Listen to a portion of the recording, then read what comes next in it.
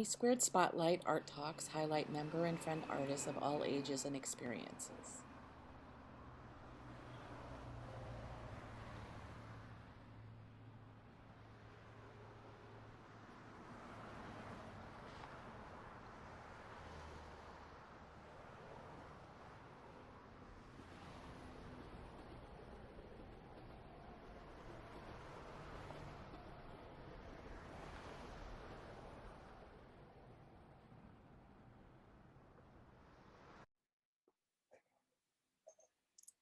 So welcome everyone to AnySquared Spotlight. This week is a treat because we have one of the original founders of AnySquared on, BRETT SWINNEY, and he's going to be talking about his art. He's an artist and an organizer, an arts administrator, and he does so many things. And I've collaborated with him personally on so many things.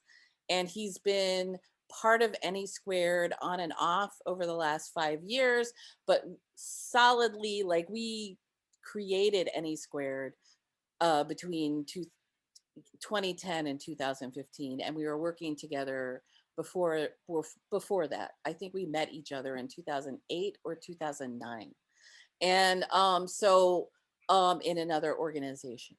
So without further ado, please, Brett, go ahead. Thank you, Tracy, so much for that. Actually, yeah, no, I believe it's been since 2009, Mm-hmm. and it's I mean, AnySquared is I mean, working with you has been delightful, but AnySquared has also been kind of a part of this whole creative experience, or kind of like a culmination at some point, or I guess a mid culmination. Oh, it's so great that there's only 8 people on this now, at least this recording. But I think like it is the idea that like AnySquared kind of provided this opportunity and working with you really to see myself, the wholesomeness of being an artist and the whole experience. And throughout that, I learned a lot, you know, as an artist, an organizer, as a person. And so I just thank you so much for this opportunity, and also, thanks so much, Tracy and AnySquared in general, for providing a platform for artists to really see themselves outside of institutions and be able to, refine their practice both in, in spaces outside of like white wall galleries. And so it's, yeah. So anyways, I could wax poetic about AnySquared, and I feel that's another presentation, but I guess I'll jump into the excitement that y'all have been waiting for. And so let me share screen. Let me see, we tested this out and now I'm anxious about if it's gonna work. Does everyone see that? Yep. Good. And so wait, hold on. Okay, great. I'm just gonna launch into it because this is the thing. See, Tracy, you made me anxious too, but I'm gonna use that harness that energy. Yeah, exactly. I'm gonna harness that energy to like do something about it. Actually, wait, I need to tweet something before I start because it's gonna bug me throughout talking.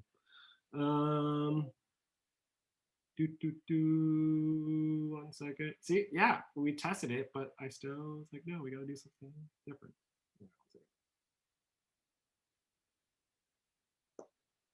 You'll get it.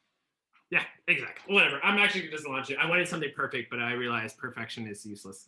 And so yeah, so thank you everyone for coming out tonight. My name is BRETT SWINNEY. I'm an artist, but I guess I'm many things, and I think starting off with the terminology of like artist or the label artist has always made me uncomfortable, and probably because I think the narratives that are presented in culture, or just the way we're told that you have to be talented, or there's this intrinsic talent that you can do and you can produce medium. And I was attracted by that because when I was a child I was very quiet and not sure of myself. And so ultimately through art, even before finding the work that I would go on, that would kind of take over my life, even just before I've seen like music and writing and, writing plays and stuff like that, I was really into that as a child because I was really just trying to figure out where I fit into the world. And then I was really lucky to kind of have the opportunity to be in high school and have the opportunity to have access to like a quality, like kind of liberal arts opportunity, but also have access to photography. And I been able to do a lot with that throughout my life, and been able to, well, let me see if I can Oop, let me do that. Okay, there we go.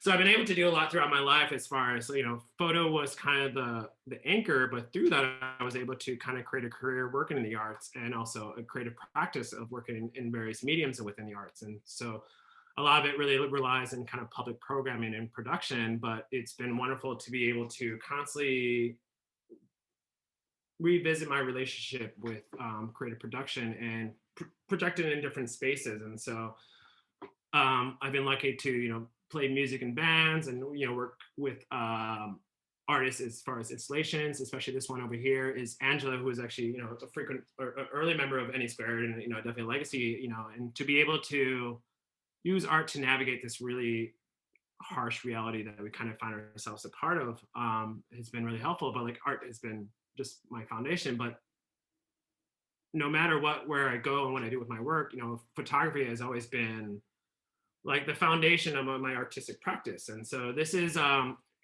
copy that I've used from that I just used for a recent like grant application kind of thing. So it's kind of like gobbledygook like that. And it looks like I didn't really format it properly for the slide, but you can definitely kind of read it as as I'm kind of talking about it. But my foundation that in my artistic background lies in photography. And within my photographic practice, I'm really kind of dealing with how identity is manifested in external spaces. And I think identity really shifts from like my own personal sense of identity to, other people that are around me, but also like humankind in general. And so I find my relationship with how I figure out how I fit in the world has really filtered into how my kind of photography has evolved over the years. And thankfully, I kind of made the decision pretty early on to really keep it closer. And while I accepted that I was going to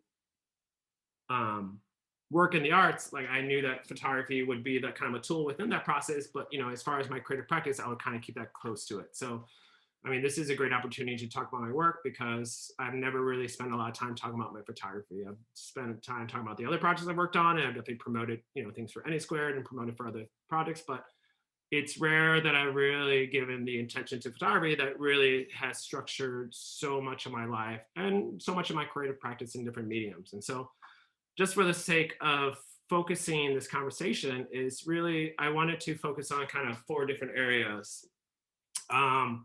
My career or creative practice or my relationship with photography really extends, for like 25 years. So like pretty much half of my life, I've been kind of figuring out what photography means to me. And through photography, it being the cornerstone of my artistic practice, what do art and creative expression? And so just for the sake of trying to structure this presentation or whatever this talk, I kind of laid out kind of 4 different areas of trajectory. And the whole goal of this talk is kind of to walk through the story or, how I kind of found myself to create the work that I do.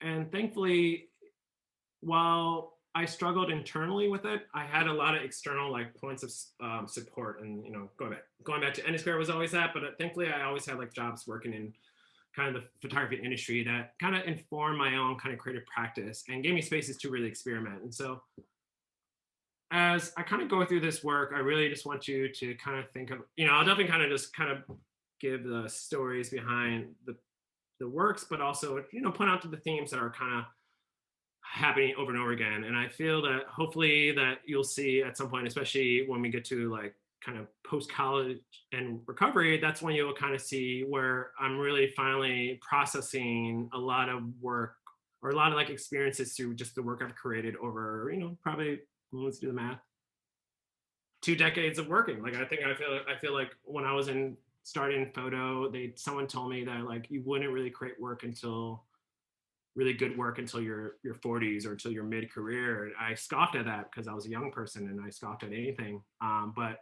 now I kind of understand that because it really does take time for themes to sit and for maybe the hand of the artist to really think about what they really want to put on the page or in the composition. So I hope as we kind of work through this that you'll kind of start picking up on the things that just keep kind of coming up, and then hopefully that'll inform even just how I produce work now, and then the work that I hope to produce in the future.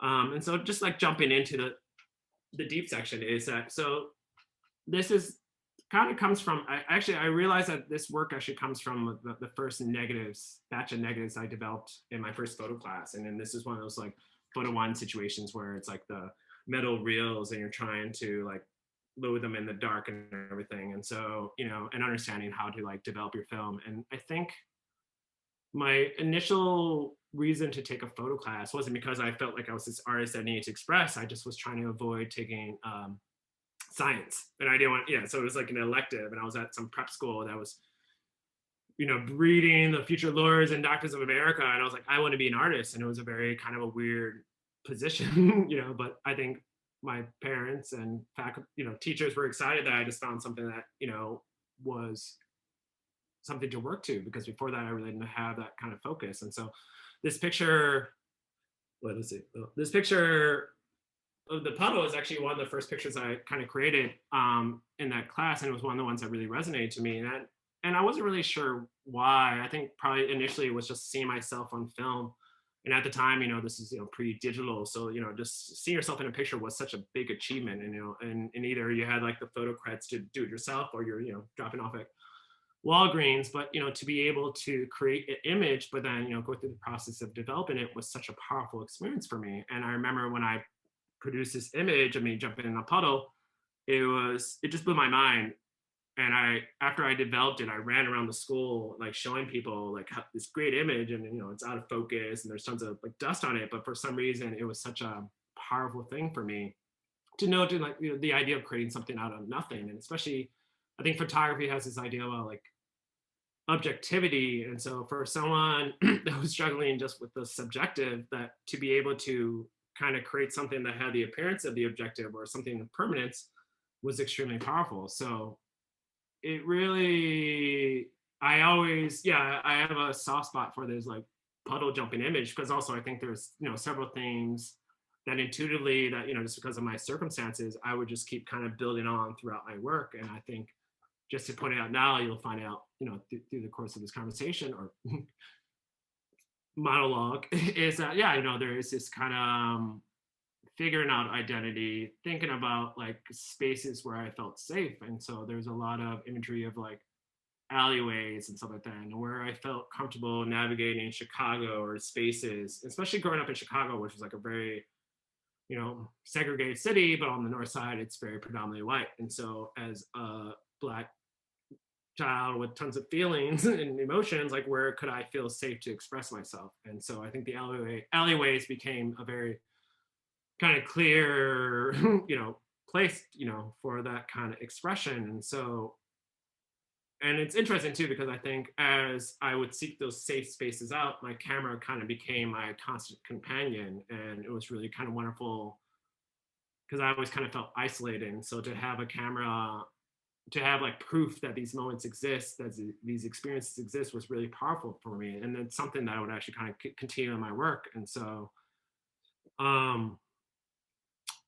especially thinking about photography as an objective thing, I really started being kind of attracted to the subjective and what you could do with it, because there was this kind of documentation aspect about it. But then, what happens when you document your own personal experiences? And so, I mean, this picture kind of comes from this time I had a really good friend, and we would basically go out photographing at night, and he was a couple years older than me. He was at Harold Washington, and they had a really good kind of photo program back in the day, and then kind of facilities that weren't going to use. And so he would pick me up and we would go take pictures, and he would show me kind of like the stuff. And so I think that kind of gave me that agency to start creating more of internal kind of images. And it was interesting because, they were very performative, but it wasn't perfected. So I had to really, it was kind of like the scratch, but it really wasn't something that I could build on. I wanted to. And when I remember creating this image, this was at some like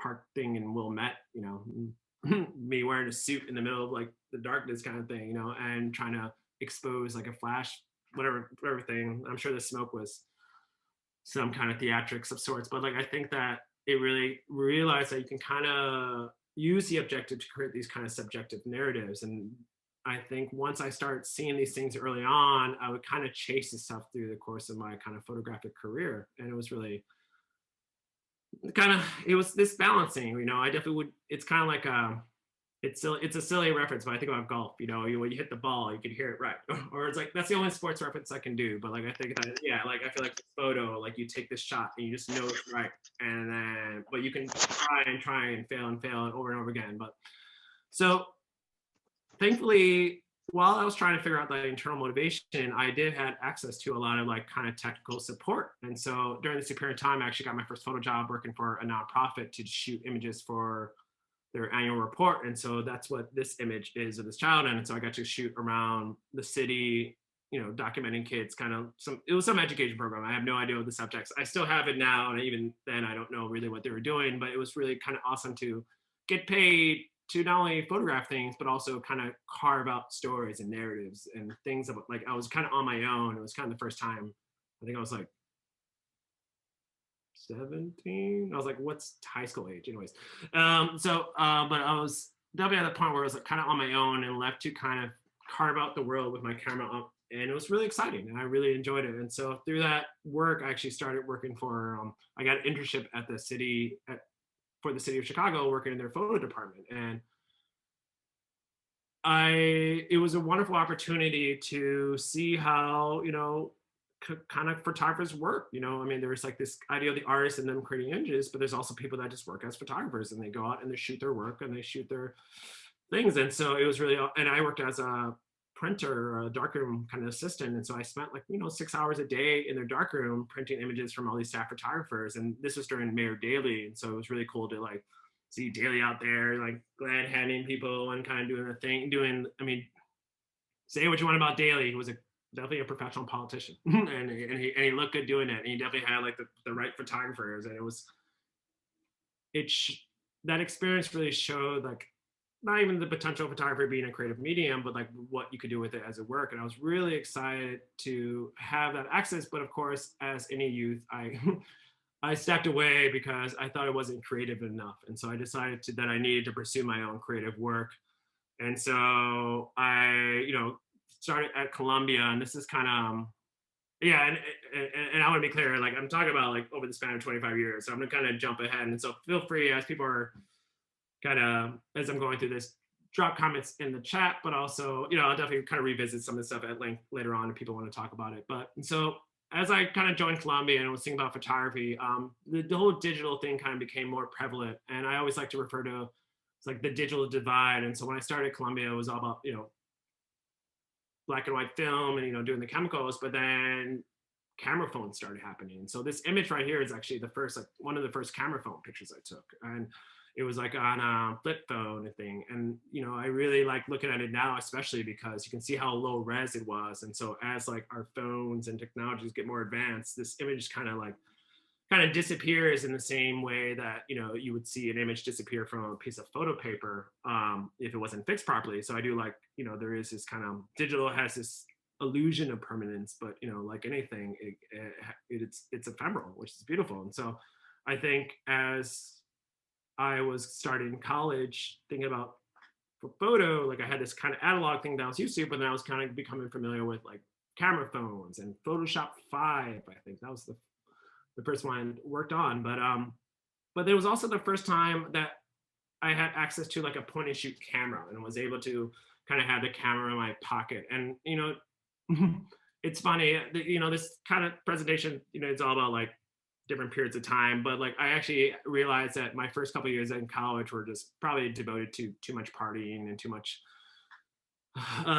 excess, which is great because I think my dad is on this call right now. But anyways, yeah, I see Tracy quietly laughing, which is exciting. But so yeah, so I think my work in school kind of floundered, or I was kind of distracted by other things. But outside of that, I did the aspect of having a digital camera was a very new thing, and just kind of being able to start creating compositions on the fly and not worry about having to process them was a big thing. And and I think that people say that like I think when you shoot film like that, you cherish it more, so you shoot less. And so when you shoot digital, you shoot more. And I think you kind of shoot the same, but it just depends on the expense. And so thinking for me working in photo, throughout my whole life, I've been able to observe those expenses. But like, digital is just one of those things where like it afforded more opportunities to shoot, but at the same time, it really made me think what I was shooting. And I started thinking more about like, the trends and things and like composition. And so this is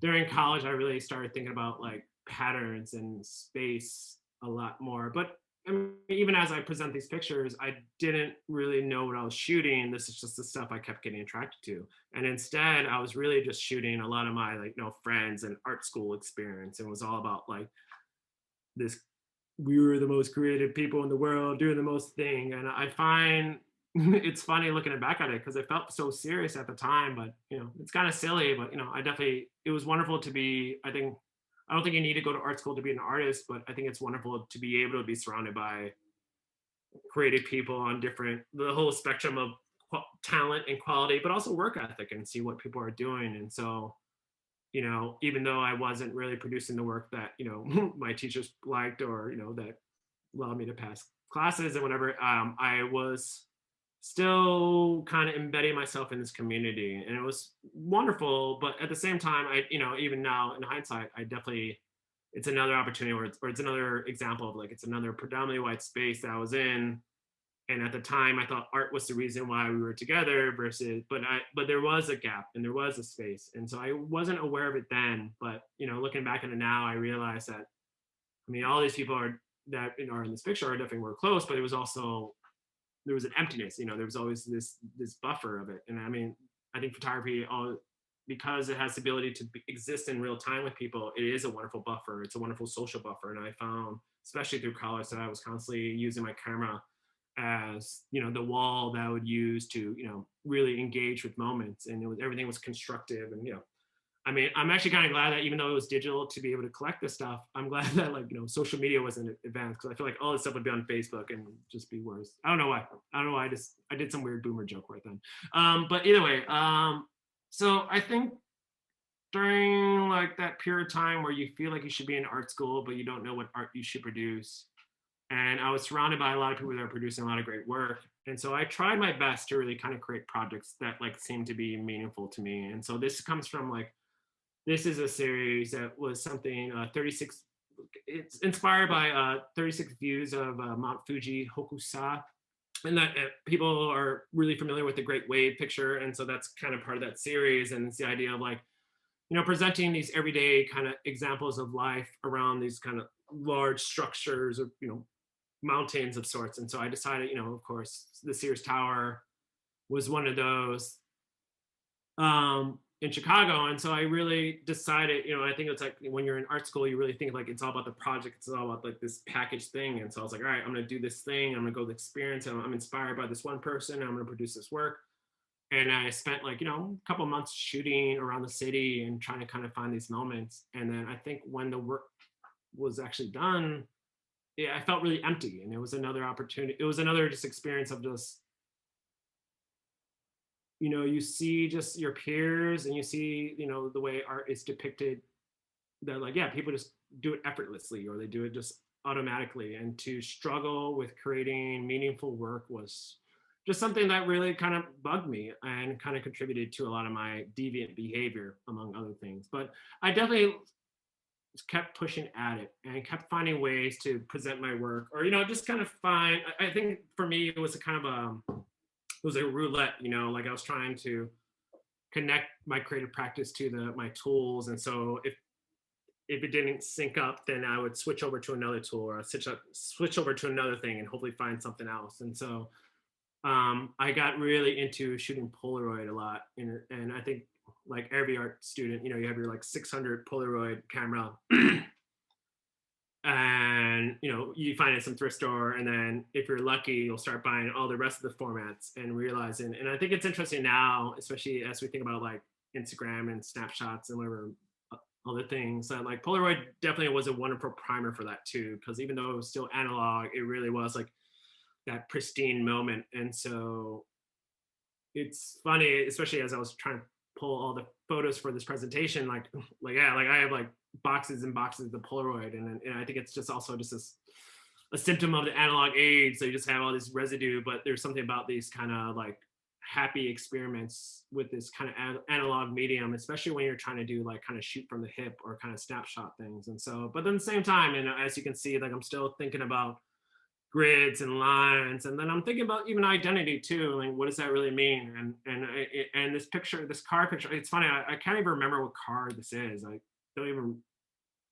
I'm sure this moment was significant for me to take it, but as I look back on it, but I can just there's that residue of that feeling. I think it's that idea that like I think I've kind of conditioned my creative practice to kind of have an automatic technical ability, but like it's really informed by just kind of passing feelings in the moment. And I really have always tried to like when my work really sings to me, I feel like that's when I'm able to strike that balance. But for the most part, it is just these constant like kind of technical exercises. But I mean, that's why I really did appreciate my time at Columbia. Um, and so having the opportunity to just do different assignments. And so this actually and through those assignments find breakthroughs. And so this was an assignment for actually a printing class where it was we were supposed to do some like large series. It was like large format printing, but I used the opportunity to kind of get closer with my grandparents on my mom's side, and they were really sweet and they were always there for me. But I realized at this age I wasn't really that we didn't really have much of a relationship. So it was kind of using the assignment as an opportunity to go down there and document was kind of a really powerful thing in itself. And I realized that, while I was able to always hide behind technical exercises, that like, I really was wanting this meaningful connection to the subjects I was working with. And so I think it's kind of fish in the barrel kind of experience of like documenting, finding a meaningful connection with documenting your grandparents. But even going through that and feeling the awkwardness and the insecurity and am I going to produce stuff, are they going to like it, it was a very enriching experience, and I felt excited about the images that I created for it. But the funny thing about it is that because it was for a printing class, I spent so much time shooting that the pictures were printed really poorly, and I actually wound up getting a C on the assignment. and that was kind of the final thing about not being a printer anymore. I kind of gave that up after a while. And so, but it definitely kept, pushing me forward. And even though there was this elusive, like whether I was creating meaningful work, I knew I was creating at least technical work. And, that's kind of what I sustained me during that period of time. And so thankfully, like as I, kind of brought up again, and I'll keep doing it throughout this presentation, is I've always just had the opportunity to also work using photography in my work, in my 9-to-5 job. And so there is period of time, and this is kind of college, I think, or like a little bit after college, actually. Oh yeah, no, this is probably during college. Actually, yeah, actually, I think this slide's a little bit earlier, but whatever, I can talk about it now. Is that like, I work for a nonprofit run by my dad, who I think it's on the thing right now, but and it was documenting kids learning manufacturing on the west side. And it was one of those situations where like I had the technical skill of shooting images and processing and stuff, but at the same time I wasn't comfortable with shooting people, and I wasn't sure if I was good at documentary. But having the opportunity to throw myself in and deliver the work was really helpful, and it allowed me to kind of inform more internal creative practices. 1 second, sorry.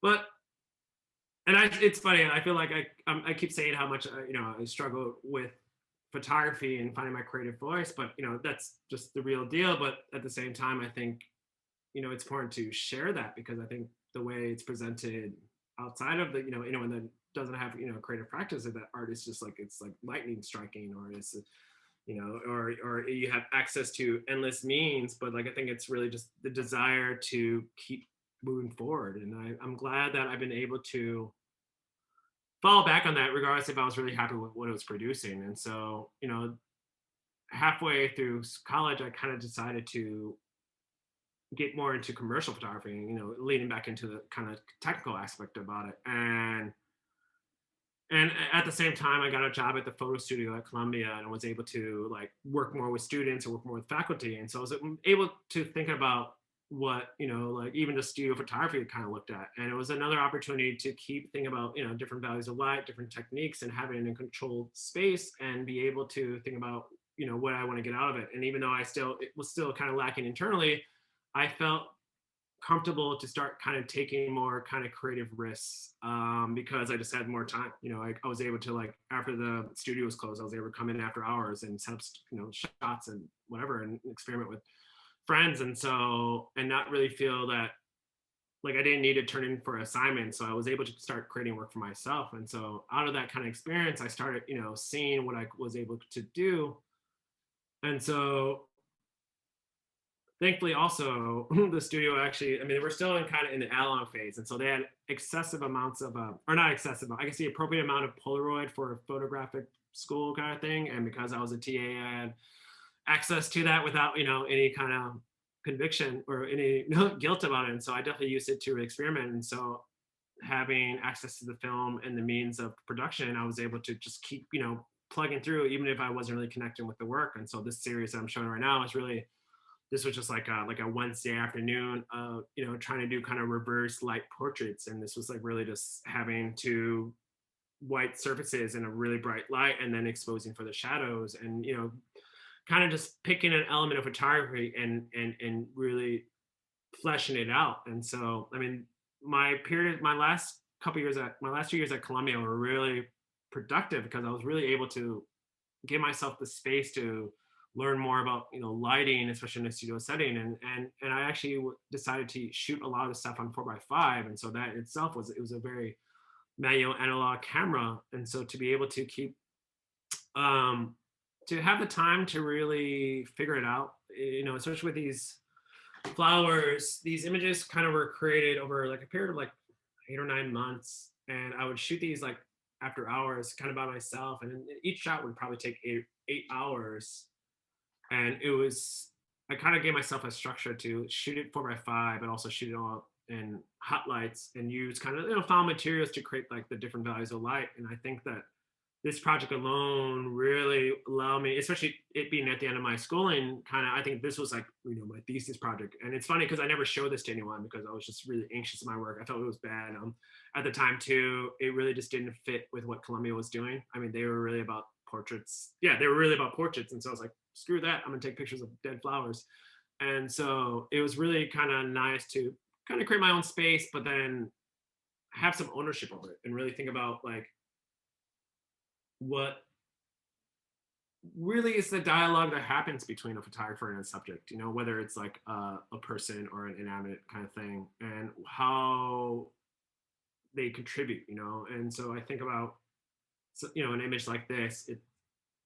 It's funny because I feel like probably someone that knew what they were doing could probably like light in 2 lights, but it took me like 6 lights and like 3 like gold reflectors and whatever, and 8 hours and a few like mental breakdowns. But it created this experience with, I guess, the creative practice, and especially utilizing technical abilities that I never really achieved before, because I felt like just because you were technically proficient, you were able to create something that was expressively proficient. And so while I found some success with this, I still felt inadequate when it came to my photographic process. So as most things, I just kind of found something else to fill that void. And so I found more work. And so during that period of time, I started shooting, live photography for live events and shows like DJs and bands. And I had a friend who was a producer during the time.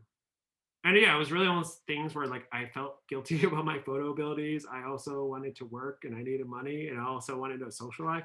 And so I reached out to this producer and he let me shoot, events pretty regularly for him. And we were able to kind of do some cool work, but it was also just super fun to hang out with creative people and music. And I got to meet a lot of amazing musicians, MF Doom, a lot of really, really cool, exciting people that really showed me that, like, while the art world is big and the world is big in itself, it's actually not like, it was to have the experience to share the same space with someone that I just was listening to on my CD player or tape player.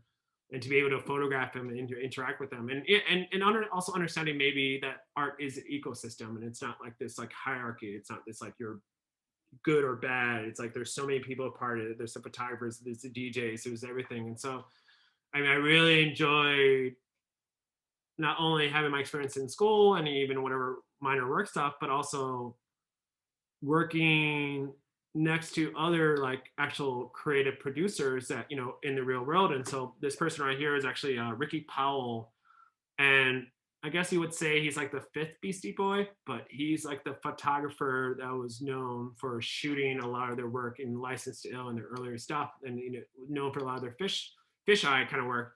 And so he was doing a kind of photo presentation I documented, but like I remember even meeting him and realizing like, oh, this is an actual photographer. Like this is someone who's actually working and doing the things. And up until recently, I just saw it as very far removed. And this person, this guy, this schlub, this wonderful schlub was very accessible and let me take a picture of him. And I think that aha moment really kind of resulted in this image where I felt like this is one of my first like editorial portraits where I was like, oh yeah, that's pretty cool. Like I can actually connect with that. Like this might be able to happen. But it was also just a wild party. And I think we partied for, yeah. So I think it was just, I mean, this is kind of coming up to like wrapping up college and realizing like photo doesn't have to be just this thing on the walls. It really is this like living community, or like the arts are this living community.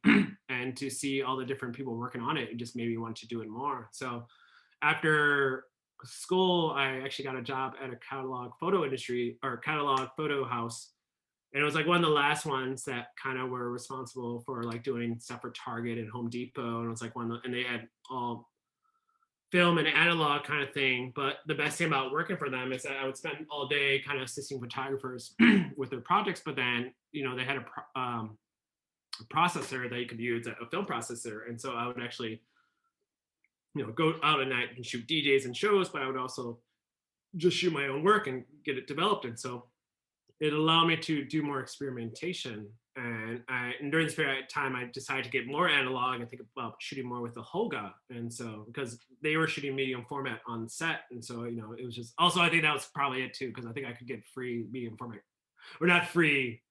There was just medium format film and I was able to access it. And so I started shooting more, but not processing more. But then because of that, falling back on this aspect of like, here's this technical thing, but let's experiment with it. Let's kind of find something with it. And so with the Hoga, I was trying to kind of push the limits of what you really could do with it. What kind of moments of subjectivity you can carve out of the objective world that's around us. And so this image that's here is kind of definitely the beginning of the process of like, all right, well, let's do Hoga panoramas. And it's kind of funny too, looking at this, especially in the middle of a pandemic, on the day of the second impeachment of Trump, to think about even just life used to exist when people were outside and not wearing masks. But it was also really wonderful to be able to have to spend my 9 to 5 kind of working on sets and thinking about the technical aspects of photography, but then go out and be able to mess with it and experiment on my own terms. And so I really did enjoy this kind of period of time. I had access to a processor and was able to produce a lot of weird, crazy work, and I was really excited about it. And then at some point, I think this is kind of maybe like a portion where I was like, I think I need to produce more serious work. I've been doing this for a while, and I was around enough people, and I think everyone wants to have that signature piece of work. And I decided, there was an incident that happened. There was this activist, Malachi Richter, that chose to take his life in response to, basically in response to the Iraq War, and it was by the Millennium Flame statue on the Kennedy. And I remember hearing about it when it happened, and it really affected me. And so it made me think about, I don't know, it just kind of put this feeling. And so I actually started producing work, not necessarily related directly to him, but it kind of gave me a feeling. And I actually just realized I'm gonna do this out of sequence, so it might look sloppy, but I said it, so it seems deliberate now. And because I said it, it's performative. But anyways, so I started thinking about the expressway, and I started thinking about how, this person decided to kind of make this action and make this choice, this resistance towards the Iraq War. And I was actually very involved, or I was involved. I mean, I was protesting as anyone during that period of time, but there was something about this conviction, his conviction of him deciding that really just kind of struck a chord with me. And so I became kind of consumed with the Kennedy and the expressway. And I started kind of just producing around work around that. And the idea was that just like that he kind of made this decision and the world keeps kind of going on. And, I think that the way I was relating to that work, I was related to myself, that like I felt that I was being left behind, that like even like I felt left behind in my own development. And so I started kind of putting these kind of insecurities into my work, or these feelings of like kind of like not,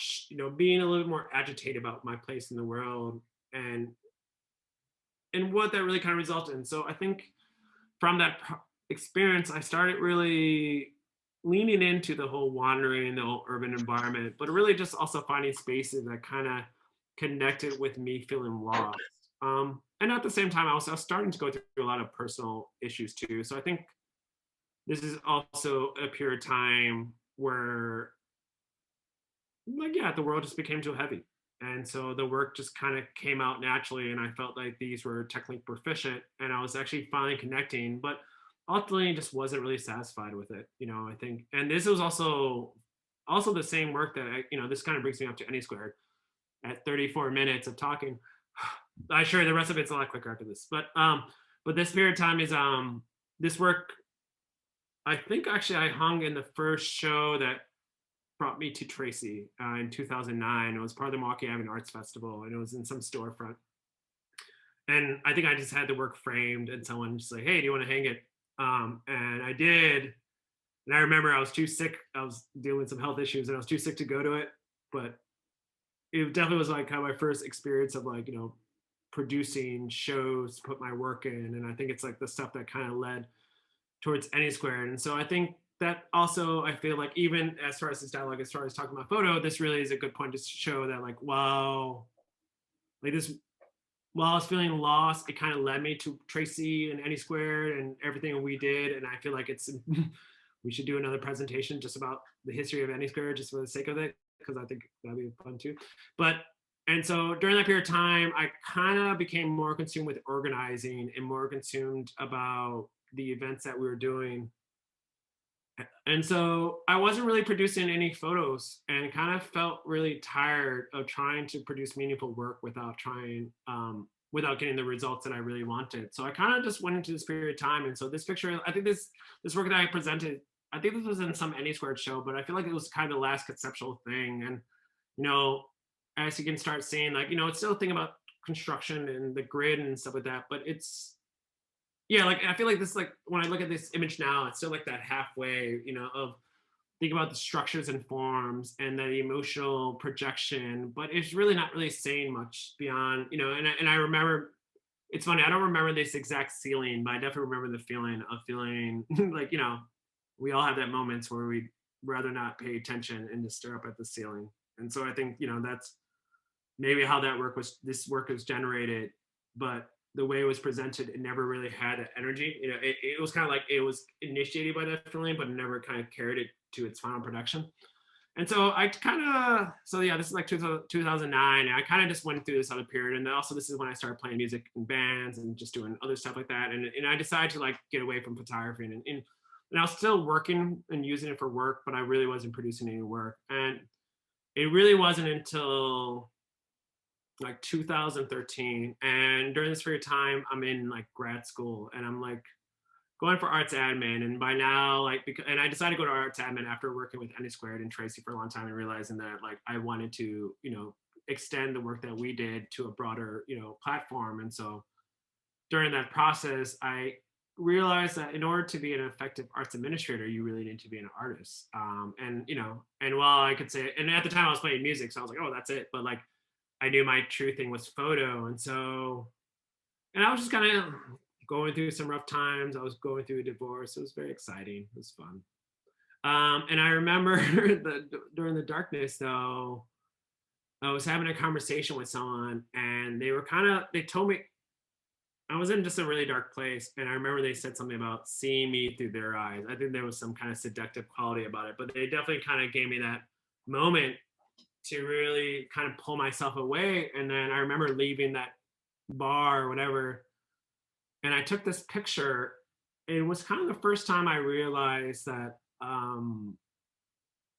that all this time that I was trying to create meaningful images, that I really just needed to be able to check in with myself as just that artist kind of thing. And so this image really became, I mean, this is what, Adams or something like that. Yeah. And it's really just like, it was kind of like the culmination of a very emotionally charged revelation. But then once I took this picture, it kind of became crystal clear about what I needed to do. And I realized that as I needed to build my life back, like as coming from a dark place and coming from this place of like not really producing work anymore, I wanted to start somewhere, and I was fine with not producing full projects. I was fine with not trying to do things, and I was just going to really be concerned with one image at a time, and also and use it to really kind of document my coming back from a really dark period of time, of not only divorce and grad school, but also just not really feeling connecting to my work. And so I mean, I love this image, just kind of means so much to me. And it's funny, every time it pops up on whatever social media feeds, I'm like, oh yeah, that's picture. I was like, yeah, that damn picture. I mean, this was taken on March 28th, 2013. So it was like 3 days after my birthday. And so even then, and it's funny, as I took this picture, I also had like a handwritten playlist on my hand. Like they wrote it by hand on my hand. Anyways, and so the thing is, so it was good. So from this experience, so and if going back to that chart that I said before, like the recovery phase, this is kind of, I always mark that this was the recovery. This is kind of for me when I stopped seeing photo as a technical exercise or a job, and really kind of a space. And also the idea of like Instagram and social media, of it being a kind of a sketchbook, and for me to kind of start sharing work. And so from there I started really using my Instagram feed as a sketchbook, a photo sketchbook, and started you know relying on all these technical skill sets, but then at the same time finding these kind of personal moments to explain what I was going through. And so I always think about like, even because of divorce, the two tracks walking away, and like like these kind of experiences that maybe were on the nose, and like, but they were also helpful as far as processing these experiences. And so I started really at the same time too, as I was like kind of changing my life, I started kind of traveling more and finding more spaces. And I think, I mean, by now I've been producing photos for like 15 15 years, I guess. And so I think it's like, you kind of become more comfortable with the tools you're working with, and you're able to not be so concerned about using those tools to create an exact product, but then use them to like start, as a starting place, not as a finishing thing, but as a starting place. And so it was really wonderful to be able to kind of use these technical things that I practiced for many years to be able to help me kind of put my life together, and then then also through that, find the meaningful, visual things that kind of came back and over again. And so for me, it's like I mentioned early on, there is this kind of relationship with water. And, I think, there's many ways to assess it or talk about it, but I feel like it is like an ongoing a relation to my life. It's not, whatever people say about water, like I feel like there is some personal thing, because it does pop up in my life, especially not necessarily as the main feature, but it's kind of the cause that makes me take notice. So it's definitely the catalyst to a lot of the kind of my moments. But then again, I mean, this period of time, especially having the using my Instagram and accepting that, it was able to really become more comfortable what I wanted to see and what kind of images I wanted to create and how I wanted to really define my compositions. Um, it's funny because I feel like it does turn into a game. It does turn into like this, like I'll see shapes, I'll see lines, and I'll see these structures, and sometimes like like it's clear and fun. It's something playful, or it's something very like literal, but it also has the potential to become something that is implying something more. And then and then something I point out with the initial image of this, even the setting of the alleyways is really a lot because of where I feel safe, because of always feeling uncomfortable in public is these alleyways, alleyways in general has always served these kind of private moments and how I seek these images. But and then while I find these safe places, I kind of find these like things that I kind of fall back, as far as the imagery and such. And so, I mean, it's been wonderful to use the Instagram as kind of a sketch pad, but also to have that kind of feedback too. Because I think when we think about being an artist, we think about critiques and we think about these traditional forms of feedback. And granted, social media like likes and all that stuff, it does have its nefarious aspects about it, but there's something to be said about it really, I mean, I've been able to talk more about my work now than ever before. And I've been able to even have it inform the work I create in a more genuine way. Because I felt before when I was in institutions, they were just thinking about how I could serve the institution versus, in the social media realm or even just the space I've been able to create, I think it really does create this dialogue that just keeps pushing the work forward. And I really appreciate that. And so, I think right now, yeah, right now we're somewhere in grad school. I was supposed to do like, oh, this is the timing thing, but I see there's so many contexts of time. And so this is another example of like another job I was able to work at. And so this is Creamco, an art collective that I was producing, programs for a while. But I also ran their social media feed. And so that was another example of like taking these tools, these lines, these grids, this visual vocabulary that I've developed in the alleyways and various, kind of dark parts of the city, and be able to kind of use them in my kind of professional work things. And I mean, Creamco was wonderful because it was a very abstract job, but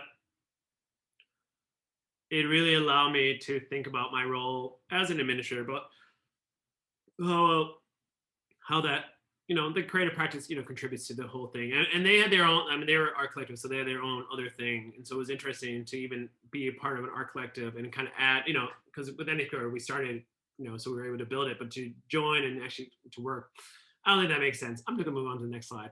But and so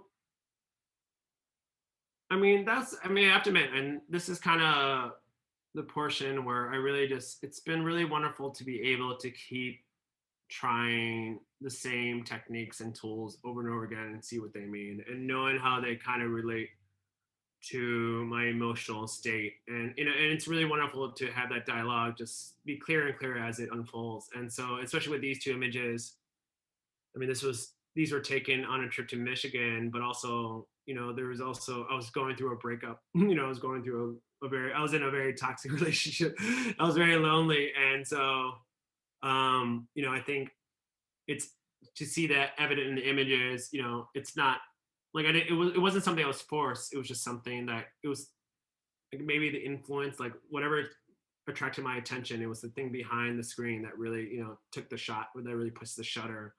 And to kind of get used to that kind of cadence, or maybe just that creative intuition. I think the best thing about it is like I feel really happy about being more in line with my creative intuition, but being happy that it wasn't something that wasn't explicit from the beginning, and that it's something that I work for, not necessarily because being good at what I do, but just being persistent and developing at least a consistent visual vocabulary where I can keep kind of reviewing it, consistently through other works. And so, I mean, as I said, water is a consistent theme. Also, if you know me, for some reason, traffic cones and traffic stuff is also, and I think that's, this is a product of growing up in an urban environment, but there's also, because these things are made to attract attention. And I also feel like, especially in my wandering states, there's this kind of like, I feel like I'm precise, I kind of relate to traffic cones and various other like kind of things to wayfinding things in a way. Like there's this kind of similar to water. I'm sure I won't figure it out until way later. But I mean, during this period of time, and as far as like, yeah, going back to what that timeline was, like, this is definitely the recovery time. This is definitely just me kind of coming into my own as a photographer and really being comfortable to rely on my tools and keep producing work, and finding at some point that it was okay for me to start thinking about projects and stuff like that. And so going back to and so at some point I decided that, like, while I enjoy shooting landscapes and still lifes, I really should, focus more on portraits. And so I did a series of bartender portraits. But even for me to work as an artist, I wanted to I situated myself as more like being a regular. It wasn't necessarily like, oh, here, let me take a picture of you, but like, oh, this is like most of these spots in the bar were the spot where I would sit, you know? So it's like, there's like so much to go into the creation of an image, and realizing that rather than like, oh, I'm just going to take a great picture of a person. It's like, no, I have to kind of be in this emotional state. I have to be in this setting for me to, you know, and it just kind of add to my overall kind of creative practice. It's really just, I guess it extended that too. And so while I was struggling with this idea of not having meaningful connections with my work, it really just, I learned what I guess were the meaningful conditions for me to make work. And so yeah, I love the bartending series was actually kind of fun too because I shot over the course of I think a couple days, and so actually I was just kind of bar hopping, and so I think if you were watching in real time, you would actually kind of see me kind of bouncing around different spaces. Um, and you know, like similar times before, I also was working for another space that allowed me to do photograph a lot too. And so I was working for Lynx Hall. And so this was also a wonderful opportunity because I actually got to shoot a lot of performance work.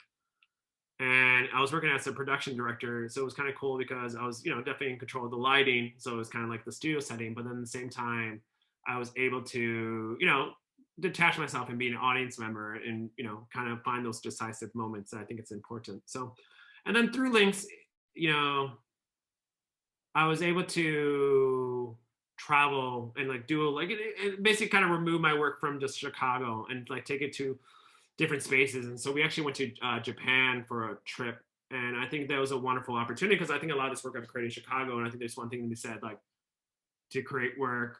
Like, could I do it somewhere else and still have the same impact? Would it still have the thing? And so when I went to Japan, I was kind of wondering about that, but at the same time, I was excited to go there, and then kind of realizing that even as I'm developing my creative photo practice, that travel is probably made the next phase of really just bringing this out because it's still the same experience of wandering around and connecting and, you know, predicting my emotions. But at the same time, you know, there isn't that kind of a baggage, and it does kind of externalize the process. I mean, the beauty about Chicago is that I'm so familiar with all the areas that I've traveled, but at the same time, that's the downside. And so being in somewhere else, to feel that freshness, to see fresh eyes was it's super exciting, and something that I will always, especially now that I'm feeling a lot more, you know, solid in my work, you know, I feel that it will, you know, kind of be more of a constant as I keep producing work.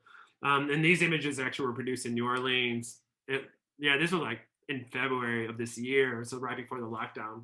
And so like, oh man, even else, I encourage like any artist to go to New Orleans for a weekend because I think similar to Chicago, it has like this energy, but different from Chicago that they're very comfortable with laying it out, putting it out there, and they're really it's a wonderful space, and I actually find myself going there pretty regularly now. But um, I think overall though, and I'm actually kind of winding down. We've gone through 43 slides in 51 minutes. Oh, okay, that's okay. I expected this to be 20 minutes, so you know that's something. So I guess you know, yeah, this is kind of more like the contemporary phase, and I think about where I am now as a creative, you know, photographer. Is that I do really enjoy, you know, seeking, you know, projecting my own identity in spaces, but also kind of finding those kind of narratives that exist in those spaces, those identities that exist in those spaces. And even though from time to time I've started incorporating more people into it, it's really kind of hopefully feeling more to the vibe of the shot rather than, you know, specific thing. Like this image is not of that kid, but it's that feeling of him looking out the window. And I remember this was a shot like on my way to work, and just I wasn't stressed out about going to work, but I just was thinking about it, and just to see him just thinking about something else. And I remember I knew I was old because like he shouldn't be sitting on that seat, and that's why I realized I should shut up. But I also that I just remember that look, you know, I remember being his age, you know, especially being on the train, looking out and seeing something. And so, I mean, even before the lockdown, I was actually really thinking a lot about the train and how my relationship with it and how it does have this world. And I think before, you know, I've always existed in the city as a biker, as a walker, and definitely I've taken the train many times, but it has, you know, especially using it for work, you know, appreciating the own ecosystem that exists in it and the moments you kind of have. And even though it's a very public thing, to be able to do that, it was something that was very captivating. And I was kind of planning to do more work around the train until the pandemic hit. And then the pandemic hit, And then that kind of changed. And I was initially anxious that I would not be able to produce the kind of work I would do, because a lot of it was relying on very public kind of experiences. But it really turned into a kind of a wonderful blessing to be forced to kind of make my circle smaller as far as like what I was doing. It was helpful to kind of focus less on the energy that was produced by others and just by the own momentum that I was producing myself. And so, I mean, over the last couple, oh God, 10 months or something like that. Yeah, like, I find this process has been very helpful because it really has highlighted what's important to me as, a photographer, but also as an artist. And I think spend a lot more time with this internal dialogue that's really taken me a long time to really figure it out. But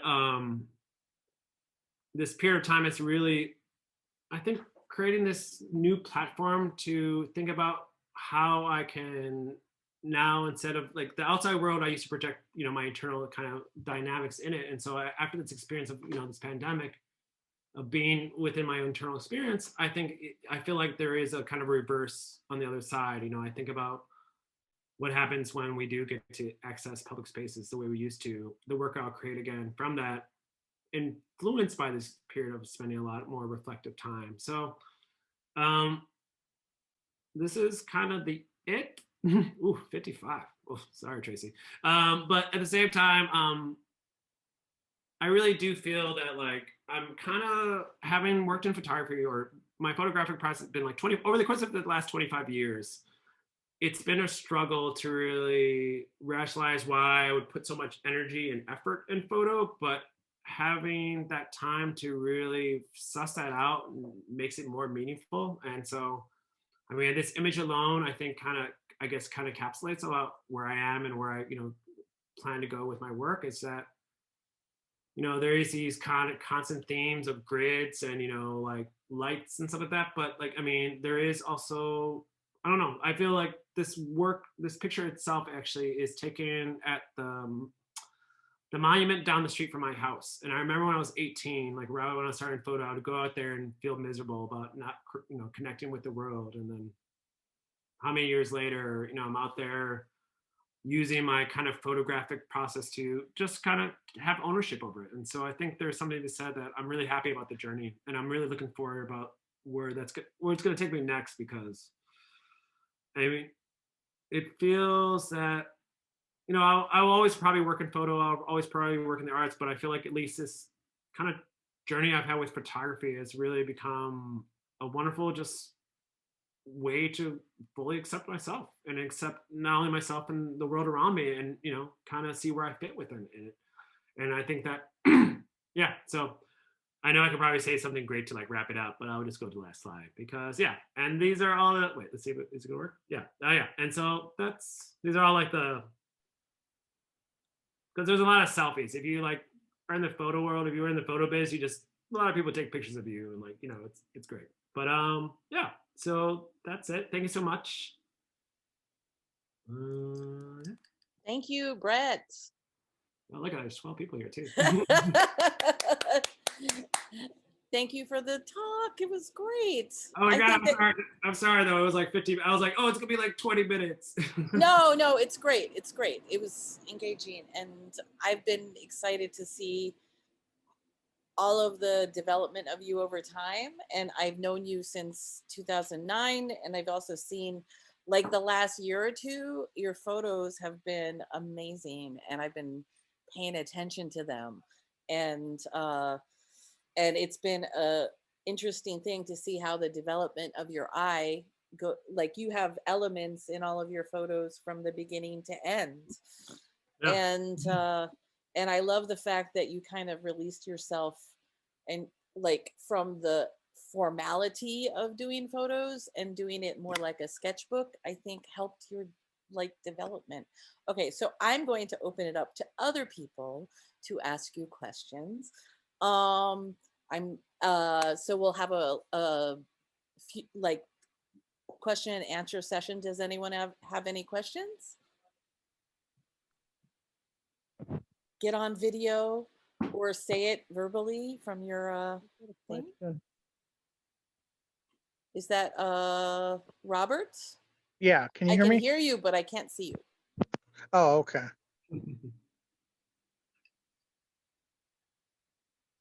Go ahead and ask the question. I just wanted to announce himself. Where are you, Robert? Are you on the call? Oh, he hung up. He's going to come back. Does anyone else have questions? Can you hear me? Yes. Go Oh, ahead. sorry about that.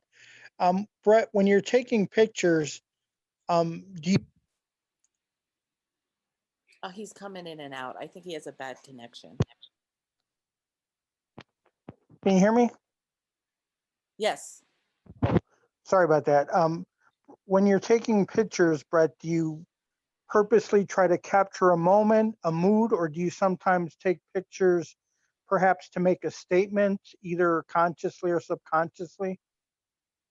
I mean, I think it's funny because I think every time I try to do something deliberately and directly, it fails miserably and looks really bad and mediocre. And so I think what I've realized is that, yeah, I guess it really does start with a mood, because I think, and I think that's even like the idea, like there's this technical things. I'm usually in this space to have a mood. Like I think, like I think it's not like too much of a coincidence that I'm like lurking in alleys feeling very moody. Like I feel like that there's something like, stewing, art school where you like, so I think, yeah, but in most cases, like there is something that catches your eye, but it's funny too, because there's so many opportunities where like there will be an image that seems like it's great, it seems perfect, and it seems like it fits the list to like, oh yeah, there's grids, there's a building, maybe there's a traffic cone in there, and it's just a really boring image. And so I always like kind of love cursing myself out. I was like, don't take that one, or even like I think it's perfect and it's just the same one I'm taking over and over again. So I think mood is I think maybe like creative intuition, but the intuition like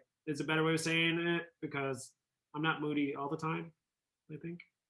Yeah, I was going to say, I love your bartender photos.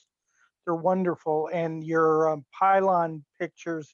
I have another photographer friend of mine named Jason Smith, and he also does pylon pictures. And when I saw the pylon pictures, I started laughing because he also does really cool pylon pictures. So I don't know, maybe there's more pylon picture takers out there than either of you are aware of. I mean, it's beautiful because actually I recently started joining a bunch of landscape photography Facebook groups. And even though, I mean, it's funny how many like like it's funny like how like everyone kind of finds their track and just loves shooting like shadowy like stairscapes. It's funny how like actually like I could have a whole presentation, a whole hour presentation of the amount of stairscape, like stairway photos. And yeah, like there's just these trends that are really fun to dabble on. There's a question in the chat. Chat. Can you help me out with that, Tracy? I was like, It's I think it's Asha. Asha, sorry. Are there more photos from your project with your grandparents and also your travels to Japan or travels in Japan? Yeah, actually, with Japan, there's actually because I was there for work, so I was definitely cross posting. I mean, that's something I've actually learned like as I work for jobs. Like I'm always posting double stuff. So I think Cream Co, Links Hall, like they have like a whole like portfolio work that wasn't on my own stuff. I mean, Japan was super awesome. We were only there for 8 days, and I shot a lot, and I was going through a lot. I was having a lot of anxiety attacks during that period of time for various reasons and stuff like that. So actually, in order to calm myself down, I would go off on photo things by myself. I would wake up super early and walk around Tokyo or Kyoto by myself and photograph stuff. And so I produced a lot of work, and yeah, so there was a lot of really cool things. But I definitely with Tokyo, like I really want to go back. Like I feel like I need to go back and actually photograph it, because I've also been really influenced by a lot of Japanese photographers, because they actually deal with a lot of like kind of like harsh highlights, or at least the ones that I saw. I don't know. So I think that there's a tradition that I like to speak into. And then as far as the grandparent stuff, yeah, there's that work. I think I have probably like 3 rolls of film, but there's probably like a series of 12 images. I would say out of that 12, there's probably 6 that are worth it. But there was some really kind of strong work that I should probably print at some point again. I have well, just I wanted to just say that that was a great presentation. I really enjoyed it. Did you finish answering the question? Sorry. I don't Yeah, know. I don't okay. know, but it's probably yeah, sure, yeah. Okay. All right. So I just wanted to say like that I'm definitely like feeling a lot when I'm seeing your photos, and I love that. I love art that just creates this emotion, or and I just got the feeling that before and of course I'm gonna choke now. Before your revelation or whatever, I was just seeing a lot of like, maybe it was this feeling of being fragmented, and so I think you really captured that a lot, and then when you had your revelation after that, like I really enjoy your outdoor work, like just that little pop of one color against the concrete, or like your lines, like where you're taking the eye, and like I just love how you frame it. Like you have great composition, and I really enjoy the work, and and it was just great to see your journey. So I mean, I love your stuff. Thank you. So and I did photography at Columbia too, and like it was like the dark room, right? And then like to see you like going from that and then into the digital, like just you're a photographer, but like when I was doing the dark room, yeah, I mean it was a lot of work, and I didn't do too good at it. But I mean, you've flourished, and I love the emotions you convey, and you capture people very well. Like I think you make them comfortable, and you can tell. So I commend you. Like your work is beautiful. No, thank you. I really appreciate it. And I definitely, even just going back to like the Columbia days, or even like, yeah, like I definitely just remember never feeling good there. I mean, it was awesome. I mean, but never feeling, I mean, there was just so many people like, or I guess any art school thing where like, oh, I could just do this amazing series. And like, I'm barely pulling things together. Or like, I don't, and it's funny how I guess I got used to that, and I thought that's just what it was going to be like. And I remember like leaving Columbia being like, all right, I guess I'll just be a mediocre photographer. Like, I guess I'm just never, I was like, all right, well, I guess I'm going to shoot Home Depot, like drapings all day, and that's it. And I think, I have to admit, there's a larger, nastier conversation about like institutions and how they make artists feel like that. And I feel like there is that kind of aspect of that. And I'm just really happy that I always had people outside the institution, or even within it too, but people like, hey, do this, or hey, like use this camera, or like, hey, let's go out and do this. And yeah, and once again, I mean, Tracy is also big as far as artists, but like, I mean, Tracy is a great example of like someone that, yeah, even like when the work was dying, at least when I stopped producing work, Tracy's like, no, you gotta put it up.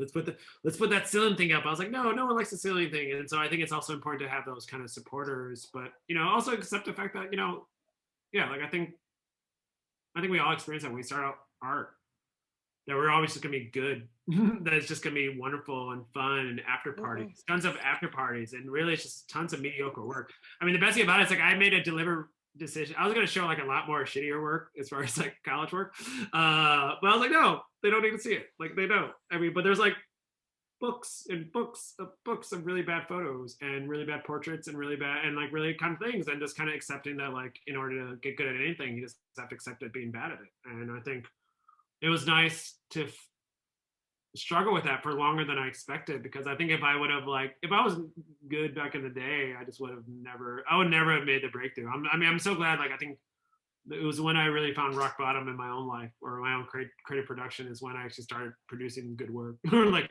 or when I stopped. It wasn't about the project anymore. It was just that one picture. That is something that I remember you saying to me a while ago about your Instagram being a sketchbook, and then all of a sudden you were doing these amazing photos all the time. And it's evolved over the last few years. Yeah. And your emotion shows in all of them. Your emotion shows. But also I've been going to therapy, so I've been actually dealing with the emotions too. So like also it's like actually I think that's one thing artists are great about, putting their emotions to work, but sometimes it's good to put it in therapy. Yeah. And persistence works, because going through periods of time of making terrible art, we all do that. All of us do that. Yeah, and that's something I actually really learned from I've been making really bad art lately. So I understand. No, that's, I mean, but I mean, that's something that we really talked about AnySquared a lot too, is that like being able just to create work to get through that process. I mean, that's the beauty of like what Studio Day was all about, or even just AnySquared events back in the day. It wasn't about this. I mean, there were standards, there was personal standards, but it wasn't about, you know, it was just work in progress. I mean, that was the majority of our shows and the things we did. And so, I mean, yeah, and actually in my work, it's funny too, because I definitely took time off to work on AnySquared. And then it wasn't until I was away from AnySquared that I started shooting photos. But because of my experience in AnySquared, I was able to enjoy that, like, rather than like I was able to see the sketchbook as a value versus like, oh, I'm not producing. Because before, actually, that series I did with the expressway stuff, whatever, like, yeah, that's what was like in Around the Coyote, and I was like framed, and I was sharing it. It was all the cool thing, but it was just so. I mean, it wasn't empty, but it just. Yeah, I felt like it was like a one-trick pony. Like I felt like everyone was like, "Oh, can you produce more?" Like I wouldn't know. Like I don't know. Like, and it's kind of funny to feel anxious about shooting a stop sign, but yeah, like so I think it's really important to. I mean, the beauty about AnySquared, or even what we've been doing with this, is that like art persists. It just happens, and like you make bad art, you just get through it. And you make good art, and you get through it, and then you make bad art again. And so I mean, I'm happy. And I'm hoping with the sketchbook thing too. As far as where I'm working now, I have ideas where it's going to go. That's what I was going to ask you next, is like, how do you want to utilize this? Like what you do in the future? I mean, I'm really interested. As an artist, I'm not talking about the arts administration. Yeah, exactly. I'm gonna make a photo center, and it's gonna support, it's gonna be on the west side. It's gonna, it's more just, no, I think it's actually, I really do believe, I think for the longest time I've been projecting myself outside, and I think it's interesting. I'm actually curious about what it would be to project the outside inside. I really, that like, especially now that my sense of space or place has shifted. I think especially when I grew up in Logan Square.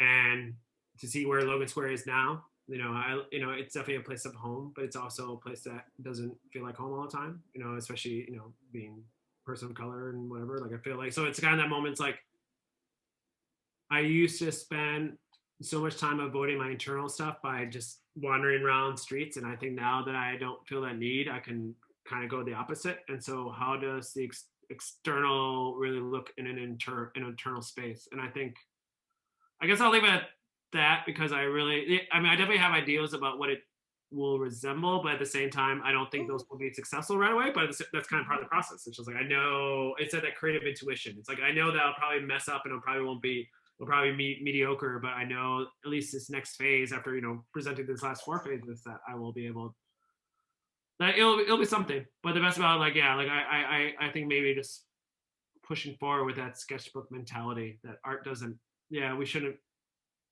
aspire to create finished works of art. We should just keep. There's exploration. Yeah, because experimentation that I've been seeing you do.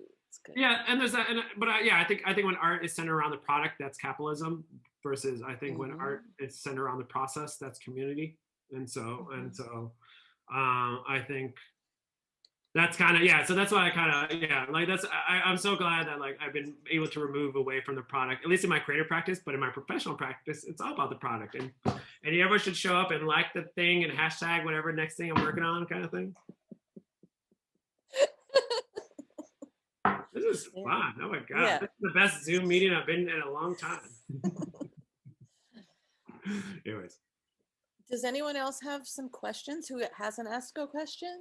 You can either type it in the chat, or you can say it verbally, unmute yourself. And if you have problems, I can unmute you. Anybody else? Good. Just waiting for. No, everyone's celebrating the second impeachment. Anyway. No, wonderful. No, it's good. Yeah.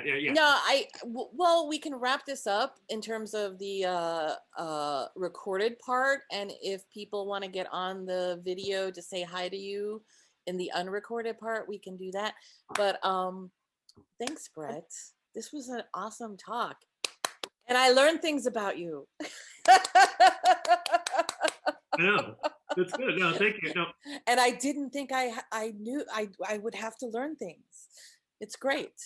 I mean, I have to admit, I was thinking about this too. Like, I mean, really, the reason, even when you and I started working on AnySquared, is like, I mean, yeah, I never showed my work before because I was afraid about what people thought about it, and I was afraid it didn't fit in what other people were doing, especially at Columbia. But I mean, and hindsight too, like I was afraid that, you know, like I was like, I mean, photography is a very white kind of industry, a white kind of thing, and we're working it. So like, I was afraid to be, you know, strong in those spaces, and I was very subservient in so many ways. And so like, I think it's nice to be able to, you know, have a platform to share that, but also find ways to correct that, because I think it's important to share, you know, yeah, just to share our work and what that really means, especially, yeah, well, like I said, it does.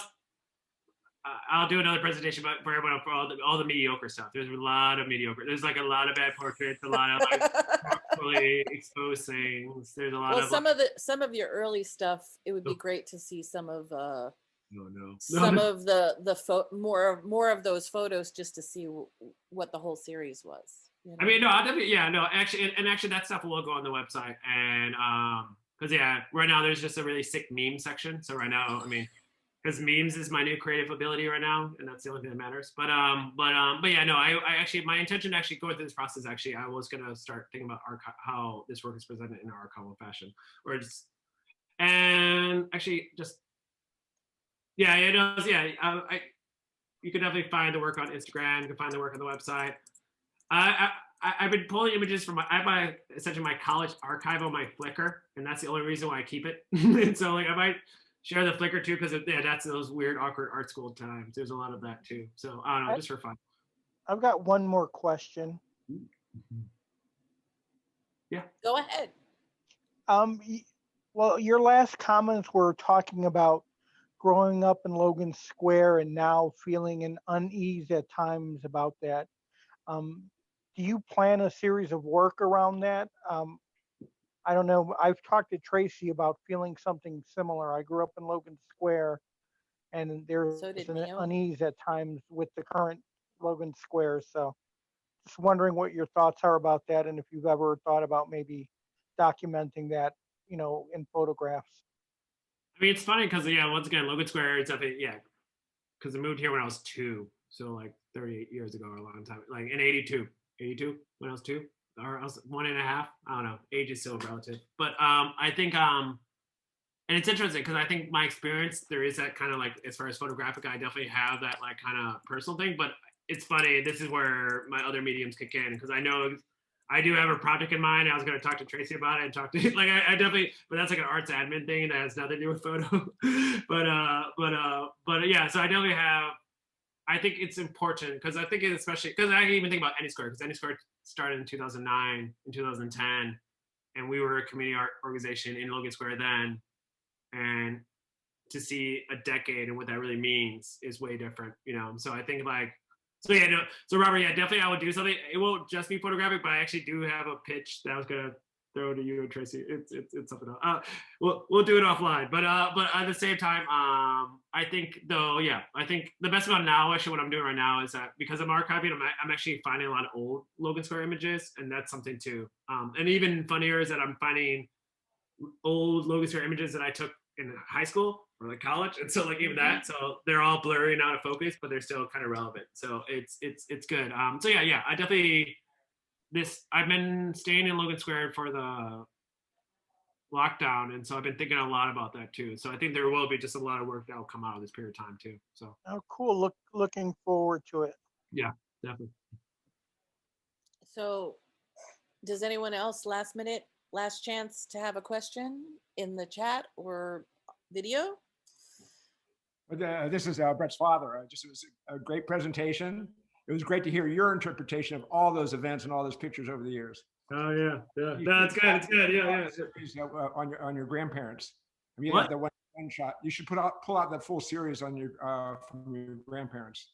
Those are great shots. So Thanks, Dad. yeah, it's great. Yeah, no. I definitely, especially those. Maybe those. I mean, this process had maybe thought about adding that stuff to the website. So I definitely make sure to share that work more. And yeah, there's work. There's always more work. Good stuff. Thank you, Dad. And I see Eric, and my sister's on here too, but she's not. She's being polite. Well, we're gonna wrap up if there's no more questions, and we're gonna talk informally. And if people who are shy want to be on the video afterwards, you can come on. So thank you, Brett, so much for this talk. It was awesome. Yay! Thank you for having me. This is wonderful, and I really can't wait for. I mean, this is a wonderful series, and everything that you do. Everything you do is amazing. And next week, everyone, we're going to have Natalia Verafuentes, and the following week will be Holiday Jerry, and then we have a whole schedule set up. And Makeba is going to be another one where so look for the social media of all the different artists that are coming up.